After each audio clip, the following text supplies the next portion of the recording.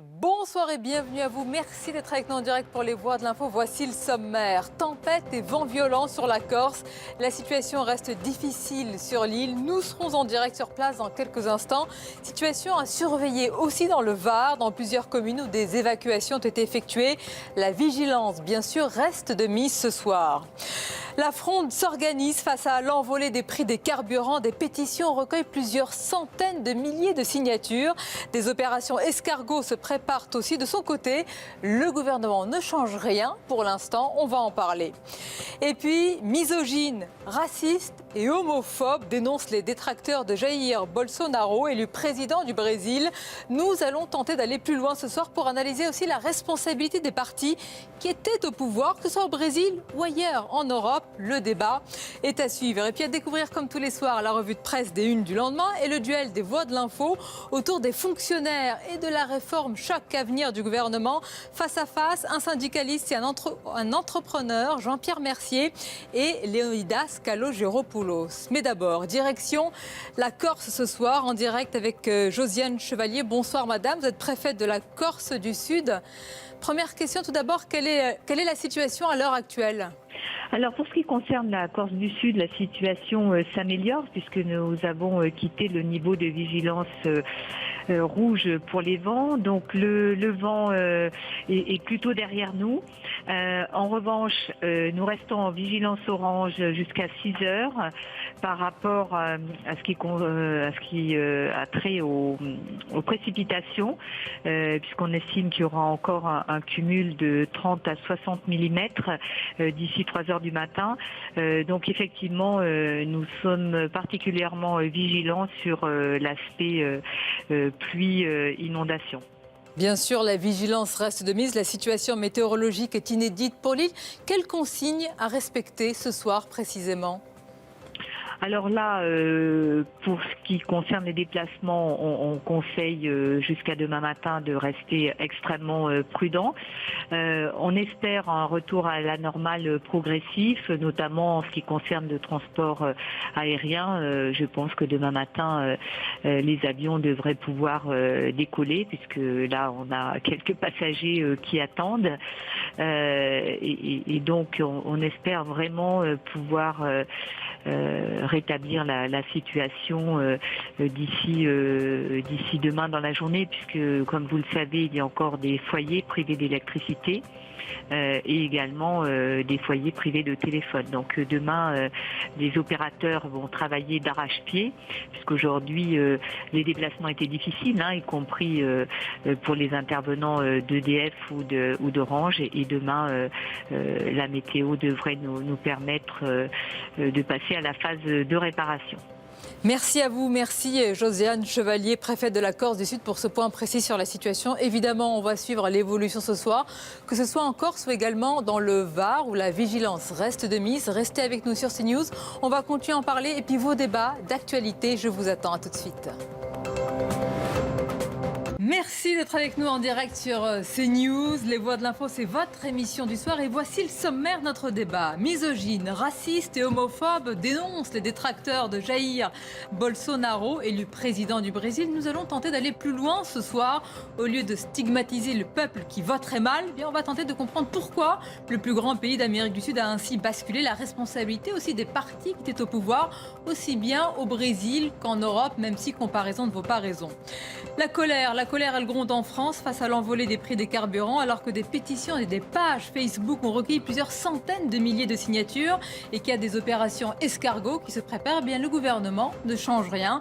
On va en parler. Et justement, pour évoquer tout cela, nos invités ce soir, Michel Vivorca, bonsoir. Bonsoir. Merci d'être là. Vous êtes sociologue, président de la Fondation Maison des Sciences de l'Homme, auteur de nombreux ouvrages. Alors, il y a celui-ci qui peut nous intéresser pour notre débat. Le voici. Le Front National entre extrémisme, populisme et démocratie. Populisme, justement, c'est l'un des thèmes ce soir. À vos côtés, Caroline Mécari, bonsoir. Bonsoir. Vous êtes avocate, conseillère Europe Écologie Les Verts de Paris. Merci de nous accompagner. Jean Messia, bonsoir. Bonsoir. Vous êtes membre du Bureau national du Rassemblement national. À vos côtés, Perico Légas, bonsoir. Journaliste, rédacteur en chef à Marianne. Alors, avant d'entrer dans le vif de notre débat, ne faudrait-il pas, Michel Vivorca, arrêter de stigmatiser, là encore, le peuple qui aurait, entre guillemets, je fais attention, mal voté parce qu'il a choisi Bolsonaro. Depuis ce matin, c'est vrai, quand vous lisez les milliers, voire parfois même les millions sur les réseaux sociaux de réactions, on se désole, on s'affole de ce choix, mais peu de réactions pour dire peut-être que c'était un choix en connaissance de cause par rapport à ce qui s'est passé. Est-ce qu'on peut planter le débat ainsi, selon vous? J'irai pas tout à fait jusque-là, mais presque. C'est-à-dire que c'est un résultat d'une élection démocratique. On peut contester les rôles des réseaux sociaux, les fake news, des choses comme ça, bien sûr.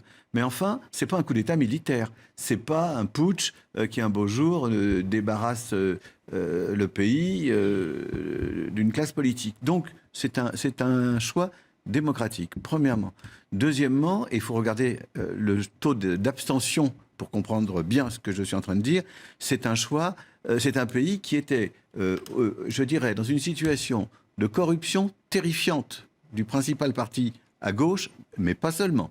Toute la classe politique, ou presque, était mouillée. Je lisais tout à l'heure un article de l'ancien président Cardozo qui disait, finalement, il y a eu 4 présidents après la dictature, 2 sont en prison, etc. Il n'y a plus que moi qui ne suis pas encore accusé de quoi que ce soit. Il ne le sera pas, c'est quelqu'un de très propre. Bon, donc, corruption, insécurité, violence. C'est un pays où la violence est considérable.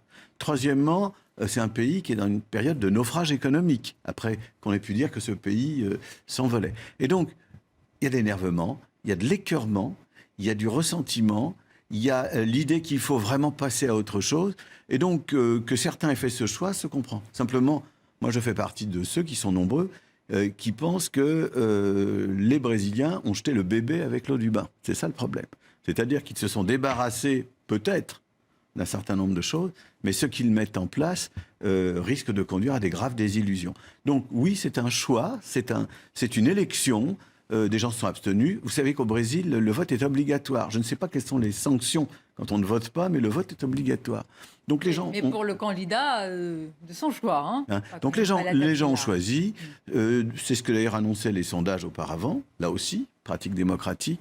Donc voilà, un début de réponse à votre question. Mais avec, dites-vous, des graves désillusions à venir. Jean Messia, on va le voir également avec le tweet tout à l'heure de Marine Le Pen, vous faites partie de ceux qui, finalement, accueillent à bras ouverts, justement. On verra comment on le classe, ce candidat, le nouveau président brésilien.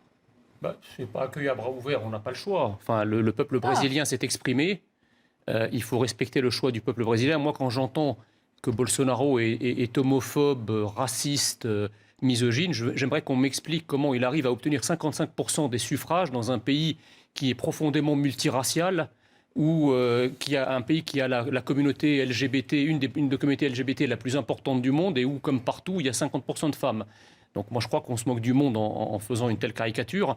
Et je crois également que la désillusion... C'est-à-dire que les dérapages, et même plus qu'il a pu avoir, vous ne les caractérisez pas ni d'homophobes, ni de misogynes, ni de racistes. Écoutez, moi, je n'ai pas à les caractériser. En tout cas, le peuple brésilien qui s'est exprimé, y compris les... quand 52% des Noirs brésiliens ont voté Bolsonaro et 60% des autres minorités ethniques ont voté pour lui, on ne peut pas dire que c'est un candidat raciste, ou alors les Brésiliens sont masochistes. Donc on ne peut pas le comprendre, ça. La deuxième chose, c'est que quand j'entends on va au-devant de graves désillusions, j'en sais rien. On nous avait dit exactement la même chose pour le Brésil et pour l'élection de Donald Trump. C'était les 7 plaies d'Égypte qui devaient s'abattre sur ces pays pour avoir fait les choix qu'ils ont faits. On constate qu'aujourd'hui, les résultats économiques de Donald Trump sont quand même assez enviés et enviables par rapport à ce qui nous a été vendu en France comme la compétence et l'expérience d'Emmanuel Macron, dont on voit les résultats économiques absolument désastreux et l'impopularité dont il est victime aujourd'hui. Alors il y a 2 points dans votre argumentaire. D'abord, Caroline Mécari, sur les dérapages, on va les écouter pour caractériser. C'est maintenant le président brésilien. Quand Jean Messia vous dit mais c'est pas possible, un pays aussi mélangé, aussi métissé, où vraiment on peut parler du multiculturalisme, est-ce qu'il a pu voter pour un tel président justement? Écoutez, manifestement oui. Pourquoi en fait? C'est-à-dire que je crois que C'est en effet, c'est la population qui a voté pour ce président-là, mais je crois qu'il a été en cela très largement aidé par les grandes entreprises, par le capital, pour dire les choses telles que je les pense, soutenu par les évangélistes, soutenu par les États-Unis. Et donc, ça n'est pas par la magie du peuple qui décide comme ça. Le peuple, on lui donne des informations. Est-ce qu'il est à même de les vérifier? Est-ce qu'il a l'éducation pour? Ça, c'est ce que je disais avant. Est-ce que le peuple a mal voté?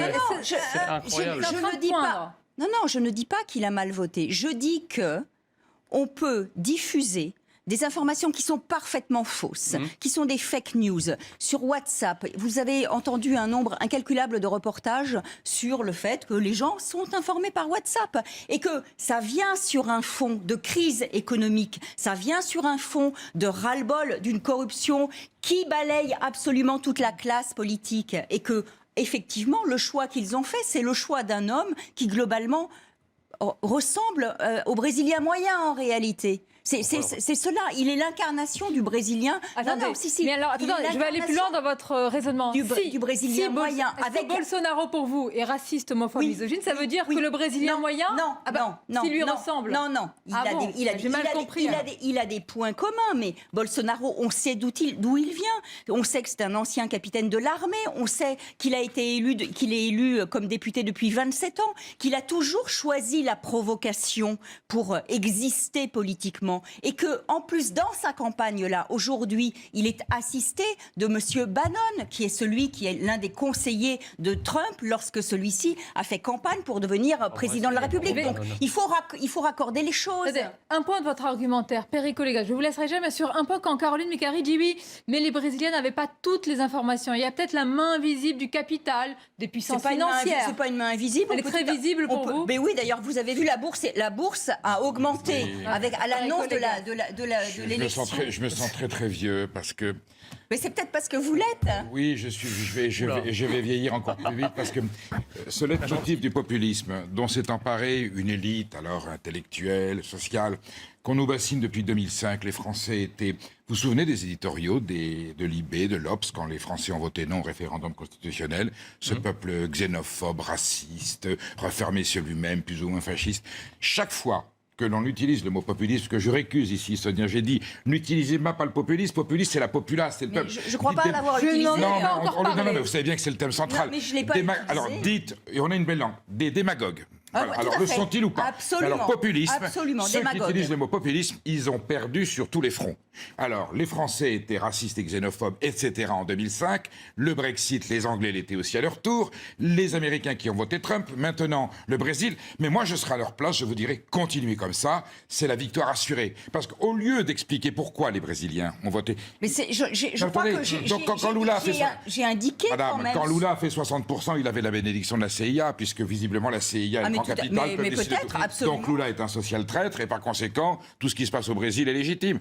Les Brésiliens ont voté. C'est un peuple très évolué, c'est un peuple mature. Ils ont une expérience démocratique récente mais très intense.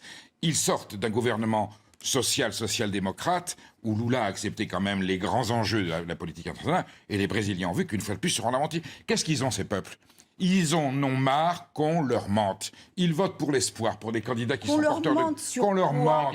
Parce que Lula... Vous savez que pendant la période où Lula était président, il a augmenté... Il a fait des choses formidables. N'empêche, et en plus, il est à la fois Nelson Mandela, Jean Jaurès et l'abbé Pierre Lula. Ouais. Ah bon, Eh bien, il finit... Pardonnez-moi. Non, mais pour vous dire quelle image il avait. Oui. Et tout ça, la main dans le sac avec l'affaire Petrobras. C'est-à-dire que même ces gens-là... On les prend là. Il y a du cahuzac partout, vous voyez. Donc, à un moment donné, quand le cahuisme... Là, à très grande échelle, quand même. Juste une précision. C'est la désillusion. Vous avez dit ne plus parler de populisme.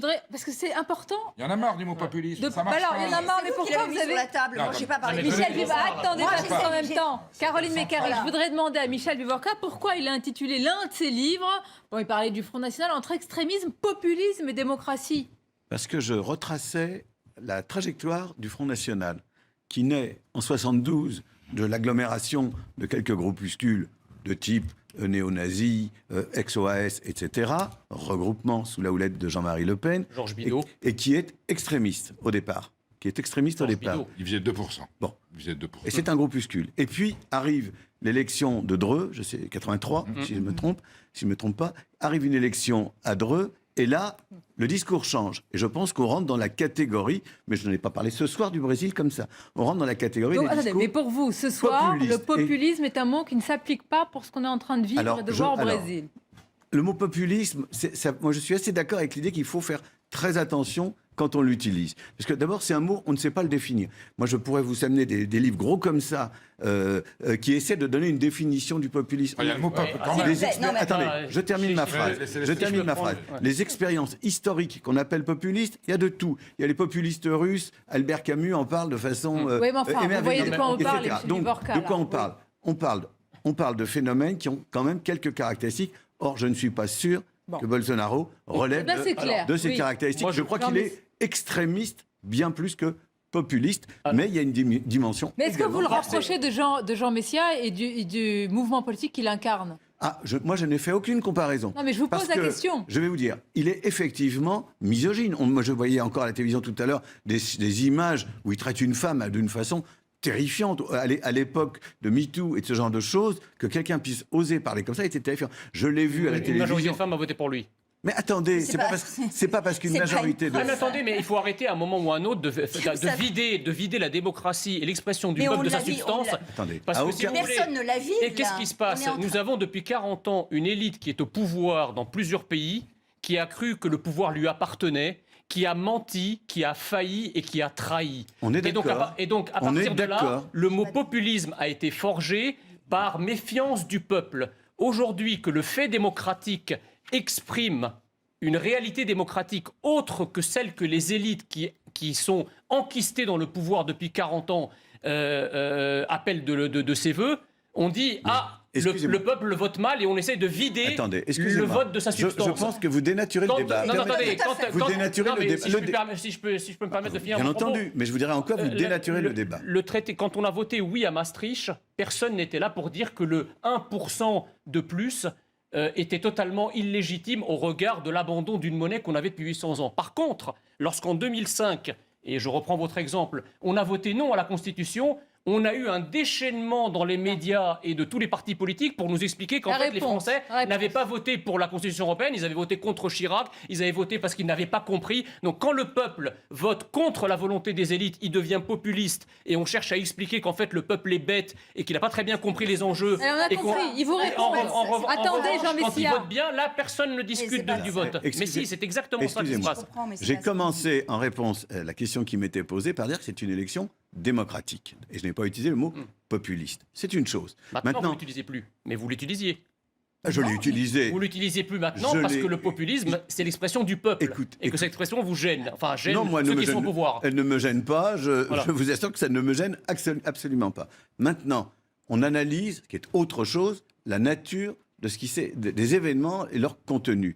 Et on commence à regarder quel est le discours et quelles sont les orientations de ce nouveau président. Et on rappelle... En termes fort caricaturaux d'ailleurs. Attendez, parce que alors... Pas entendu. Attendez. Vous avez parlé tout à l'heure des fake news, etc.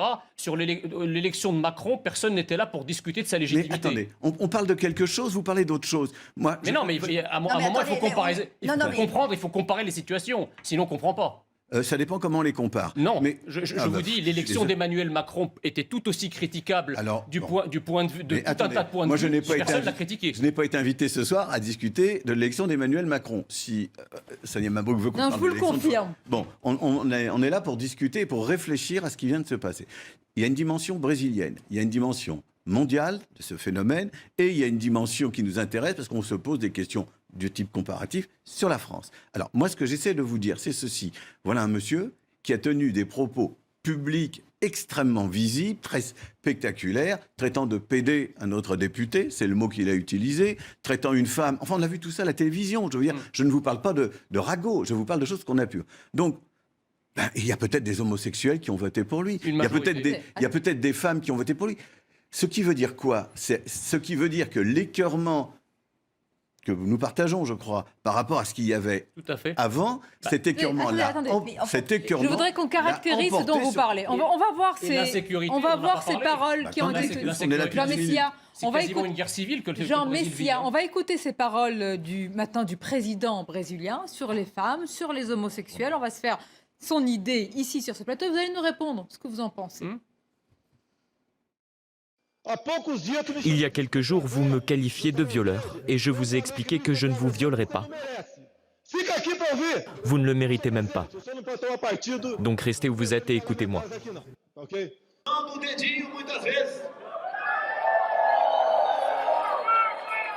Si Trump est sorti de l'accord de Paris, s'il en est sorti, c'est parce que cela n'était pas bénéfique pour son pays. Si cet accord menace notre souveraineté nationale, je sortirai moi aussi de l'accord de Paris si je deviens président. Et puis il y a cette citation, je vais vous la lire, elle s'affiche à l'écran. Je serais incapable d'aimer un fils homosexuel. Je préférais que mon fils meure dans un accident plutôt que de le voir apparaître avec un moustachu. En fait, excusez-moi. Oui. Je réagis juste par rapport à ces mots. Et il est évident que personne ne peut être d'accord avec de telles outrances. Simplement, il faut essayer de comprendre pourquoi, malgré ces outrances verbales, les Brésiliens ont voté pour lui. Ils ont voté pour lui parce que les Brésiliens sont soumis à une situation qui est intenable. On n'a pas parlé du tout de la sécurité. On va en parler. Sécurité, aspect politique, économique, social. Il y a une personne qui meurt toutes les heures au Brésil. Il y a un trafic de drogue incroyable qui justifie des meurtres. Il y a 7 policiers qui meurent tous les 48 heures. Ça, ce sont des chiffres. C'est pas pour autant qu'il faut accepter ce genre de déclaration. Non, mais attendez, c'est pas à moi d'accepter. Moi, j'essaie de comprendre pourquoi les Brésiliens, malgré ça, ont voté pour lui. Je pense que la situation qu'ils vivent est beaucoup plus extrémiste que les propos qu'il tient. Mais en fait, non. J'ai envie simplement de vous dire que Bolsonaro, pour moi, c'est plutôt quelqu'un qui, au-delà d'être quelqu'un qui est raciste, xénophobe, sexiste et homophobe, c'est au fond quelqu'un qui est haltérophobe. C'est-à-dire tout ce qui est différent de lui, il ne le supporte pas. Que ce soit les indigènes, que ce soit les femmes. Mais ils ont voté pour lui, madame. Oui, mais peu importe. Laissez-moi terminer. Il ne les aime pas. Il est haltérophobe. Voilà, c'est ce qui le caractérise. Après qu'une partie de la population, qui est peut-être ciblée par son haltérophobie, ait voté pour lui, c'est une autre chose. Vous savez tout aussi bien que moi qu'il y a de l'homophobie rentrée, qu'il y a du racisme rentré. Dans la suite du débat. Attendez, Perico Légas, très bien. Attendez. Donc les faits sont têtus. D'accord, mais on discute du fond. Donc dans le fond, au vu de ce qu'est M. Bolsonaro, parce que ici dans ce pays, il y a un échelonnage de la catastrophe. Vous voyez, je compare autre chose de différent.